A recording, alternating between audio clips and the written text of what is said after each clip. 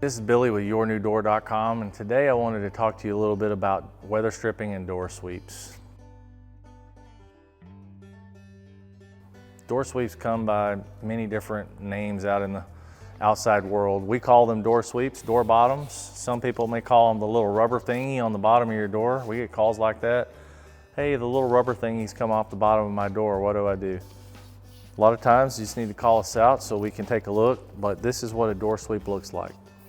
On a wood door, it staples to the bottom of the door. We have to take the door down, we remove the one that's on there, put the new one on, we'll staple on the bottom of the door, and then rehang the door back on its hinges.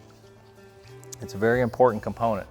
A lot of people will call and say, hey, my landscaper was blowing the grass off the yard after they mowed the yard or the leaves, and it blew a bunch of trash and debris under my door. We get that a lot. A lot of times we just need to come out and install a new rubber door sweep. Sometimes it's also your weather strip, which is this piece right here. This goes around the perimeter of your door and the door closes against it. It's really easy to swap out. You can do this yourself if you have this style of weather stripping.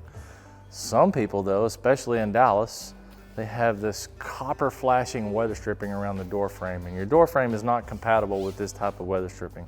My suggestion is you call us out for that so we can just completely delete that type of weather stripping and go back with this. This is much more efficient, much better seal. It's gonna save a lot on your energy bills. If there's anything that we can do to help you guys with your weather strip or your door thingy on the bottom of your door, give us a call. My name's Billy with yournewdoor.com.